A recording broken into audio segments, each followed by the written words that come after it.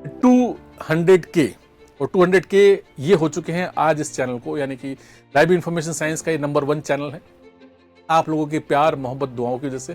तो channel 200K का सफर हमने तय किया है। एक दिन शुरुआत की थी, जीरो से हमने शुरुआत की थी और आपका विश्वास हम पर बढ़ता गया। हमने ऑथेंटिसिटी के साथ काम किया आपके साथ और लगातार मैंने अच्छी और बेहतर सर्विसेज जो है आपको यहाँ पर देने की कोशिश करी। लाइव इन्फॉर्मेशन साइंस का जेन्युइन चैनल है जहां पर 200K, और ये पहला ही चैनल है जो भी 200K के ऊपर यहाँ पर पहुंचा है। एनवीएस 2025 की वैकेंसी डेफिनेटली निश्चित तौर पे आपके द्वारे खड़ी है। हम पिछले वीडियोस में भी बात कर चुके हैं कि कई सारी चीजें या शुभ संकेत जो है हमें साफ साफ तौर पे दिखाई दे रहे हैं। ये बात तो निश्चित तौर पे तय है कि एनवीएस आपको अगले 15 दिन, महीना भर, 1 महीने या 40 दिन के अंदर आपको नोटिफिकेशन आपको जरूर मिल जाएगा। 1 अप्रैल से पहले नोटिफिकेशन देने का वादा जो है एनवीएस ने खुद अपनी ऑफिशियल वेबसाइट के ऊपर कर रखा है। खैर, हम लोग यहाँ पर आज के इस वीडियो में ये बात करने वाले हैं कि क्या अगर एनवीएस 2025 का सपना अगर हमारे दिलो दिमाग में है तो हम क्या उसके लिए एलिजिबल है या नहीं है, या आप में से ऐसे कौन से विद्यार्थी हैं जो कि उसके लिए अप्लाई कर सकते हैं। तो अपनी पहले तो एलिजिबिलिटी चेक करनी है और प्लस हमें ये भी देखना है। तो इस वीडियो के अंदर डेफिनेटली बात करेंगे। देखिए, ये बात जहन में क्यों आती है, क्योंकि अभी जैसे कि DSSB, KBS, एनवीएस ये सेम कैडर हम लोग मानते हैं। तो अभी थोड़े से ही समय पहले DSSB ने जो कई बच्चों की लैंग्वेज बता रहा हूँ, बच्चे कहते हैं साहब हमारे साथ धोखा ऐसे हुआ इन द सेंस कि जहां एज यानी कि अपर एज लिमिट जो 30 साल की थी वो फिलहाल जो है DSSB ने 27 साल कर दी है और प्लस उसमें रिलैक्सेशन डाल रखा है। यानी कि जो लोग ये सपना देखते थे पीजीटी बनने का या टीजीटी बनने का, तो उनके सपना निश्चित तौर पे अगर अपर एज लिमिट, क्योंकि बच्चा बहुत मेहनत करता है, पढ़ाई करता है, अपनी यूजी पीजी कंप्लीट करता है, CTET वगैरह क्लियर करता है, देन उसके बाद जाके जो है उसको वो अप्लाई कर पाता है टीजीटी पीजीटी के लिए। तो वहाँ पर अपर एज लिमिट जो है वो नुकसानदायक रहती है। अगर वो एज लिमिट को हमेशा ये सोचा जाता है कि हाँ अपर एज लिमिट में बच्चा ये दिल से दुआ भी करता है कि यार मुझे 1 साल और मिल जाए, मुझे ज़्यादा समय मिलेगा या एक चांस मुझे कम से कम एटलीस्ट और मिल जाए।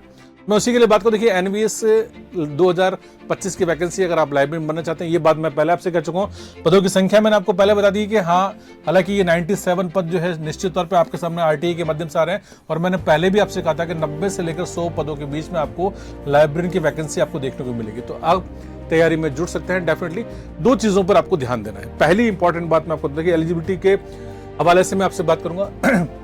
एजुकेशन क्वालिफिकेशन जो है आपकी, ये आपकी एजुकेशन क्वालिफिकेशन कितनी होनी चाहिए। तो लाइब्रेरी साइंस की हम लोग बात करें, देखिए आप सबसे पहले सीलिब वाले कोर्स होते हैं, इस चीज को सर्टिफिकेट कहते हैं। एक डीलिब यानी कि डिप्लोमा इन लाइब्रेरी साइंस होता है, फिर उसके बाद एक बैचलर्स डिग्री जिसको बीलिब कहते हैं और फाइनली एमलिब करते हैं। तो ये 4 कैडर के लोग ही होंगे। आप में से जितने भी लोग जो लाइब्रेरियन बनने का सपना देख रहे हैं, आप में से इनमें से कोई सी एक क्वालिफिकेशन आपके पास होगी।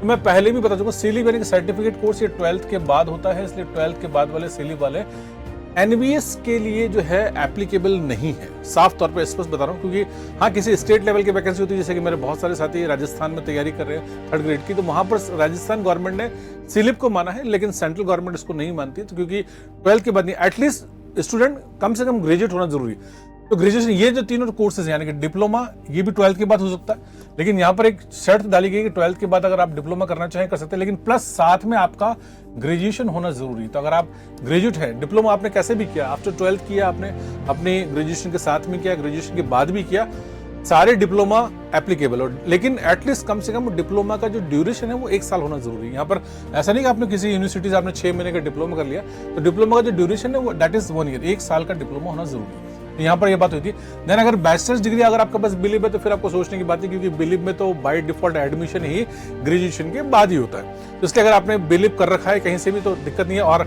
हाँ, एक और सवाल कई बार बच्चा ये भी कहता है, मैंने देखा है कई बच्चे ऐसे सवाल करते हैं, सर मैं एमलिब कर लिया तो क्या मैं अप्लाई कर सकता हूँ। तो भाई ये तो सवाल बनता ही नहीं आपका, क्योंकि आप ओवर क्वालिफाइड है, ये मास्टर्स डिग्री है। हाँ, ये सवाल वो बच्चा कर सकता है जहां पर कहीं पर 2 साल का एमलिब होता है। तो अगर आपका फर्स्ट ईयर भी अगर आपका कंप्लीट है तो that is equivalent to the आपका बैचलर्स डिग्री कहलाता है आपका। लेकिन ये सारी की सारी क्वालिफिकेशन जो है आपकी यहाँ पर ओवर क्वालिफाइड है।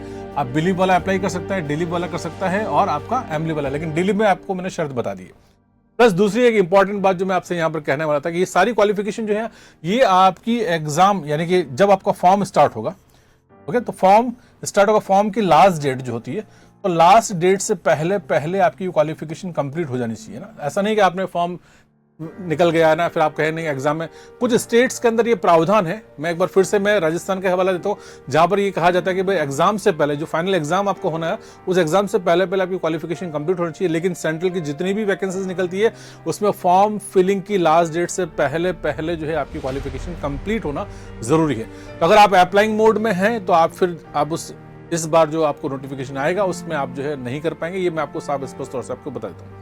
दूसरी इंपॉर्टेंट बात, तो पहली तो मैंने आपको यहाँ पर बता दी कि ये आपका एलिजिबिलिटी को लेकर ये वाली बात। दूसरी आपका जो सबसे बड़ा फैक्टर जो आता है जिसकी हम लोग आज बात करते हैं, यानी कि that is known as as factor की बात करते हैं। अभी फिलहाल एनवीएस ने एज जो फैक्टर है आपको 35 यानी कि क्योंकि 35 करेगा, 35 ईयर्स मैक्सिमम, ये जनरल मेल की एज बता रहा हूँ मैं आपको, 35 मैक्सिमम। और ये किसका, तो आपका टीजीटी। आप स्पेशली अगर आप देखेंगे, आप लाइब्रेरियन की एज सर्च करने निकलेंगे तो वहां पर आपको लाइब्रेरियन की कोई स्पेशल एज नहीं बताई जाएगी। देखिए दो कैडर होते हैं, एक आप टीजीटी की बात करेंगे, एक पीजीटी की बात करेंगे। तो librarian non teaching TGT cadre में आता है। तो ये सारी शर्तें, सारे नियम वही हैं जो टीजीटी के। अगर आपको कोई कंफ्यूजन भी हो कहीं पर तो आप टीजीटी के रूल्स पढ़ लेंगे तो वो एज इट इज आपके लाइब्रेरियन के लिए इजीली एप्लीकेबल है। तो यहाँ पर 35 जो है मैक्स है, और प्लस 35 के बाद जो है प्लस यहाँ पर क्या दे रखा है, रिलैक्सेशन। ये रिलैक्सेशन आपको दे रखा है। रिलैक्सेशन कितना है तो मैं आपको बता दूँ, यहाँ पर ये एनवीएस का ऑफिशियली मैं आपको दिखा दूँ कि रिलैक्सेशन का यहाँ पर इन्होंने दे रखा है। So this is the chart जहाँ पर आप देख सकते हैं।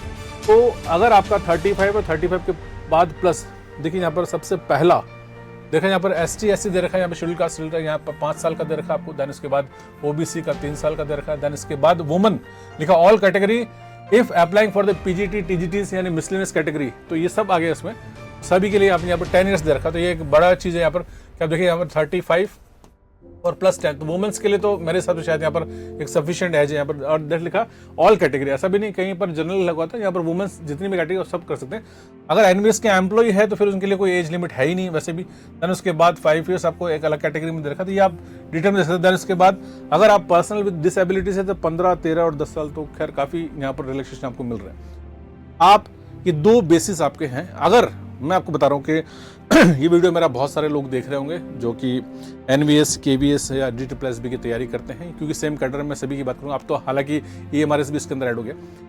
अगर आप ये दो पॉइंट्स पर क्लियर हैं, जहाँ पर आपको मैंने एज क्राइटेरिया बताया और क्वालिफिकेशन के बेसिस पे आपको बताया, अगर ये दो चीज़ें आपको एक भी दिन, एक भी पल, आपको एक भी क्षण आपको बर्बाद नहीं करना है आपको, और आज से आप लग जाइए। क्योंकि ये वीडियोस आप मेरा याद करेंगे, क्योंकि जिस दिन आपको नोटिफिकेशन मिलेगा आपको लगेगा कि हाँ सर आप बिल्कुल ये बात सही कह रहे थे, क्योंकि ज़्यादा समय आपको नहीं मिलेगा। एनवीएस की अगर मैं आपसे बात करूँ, मैक्सिमम 6 महीने के समय में ये अपना रिक्रूटमेंट ड्राइव कंप्लीट कर लेते हैं। जब भी आपने देखा होगा एनवीएस का निकलता है ना, उसके ऊपर रिक्रूटमेंट ड्राइव लिखा हुआ मिलता है, एक शब्द वहां पर आपको देखने को मिलेगा। यानी कि जिस डेट से इन्होंने नोटिफिकेशन जारी किया और कंप्लीट आफ्टर दैट, क्योंकि एनवीएस के अंदर एक तो इंटरव्यू नहीं है, यहाँ पर मैं आपको बता दूं ना, क्योंकि केवीएस की अगर आप तैयारी करते हैं तो केवीएस तो इंटरव्यू के साथ भी मैक्सिमम 6 महीने में अपना काम कंप्लीट कर लेता है। आपके पास ज्यादा समय नहीं मिलेगा, आपको आज से लगना होगा, आपको आज से तैयारी करनी होगी, क्योंकि जिस दिन नोटिफिकेशन आएगा, चाहे 15 दिन बाद हो, 1 महीने बाद हो, 1.5 महीने बाद हो, लेकिन उस दिन तो खैर सभी लोग तैयारी करना शुरू करेंगे। लेकिन अगर आप आज से तैयारी करेंगे तो निश्चित तौर पे आप उस रेस में आगे ही होंगे। और जो कह रहा हूँ, जो आप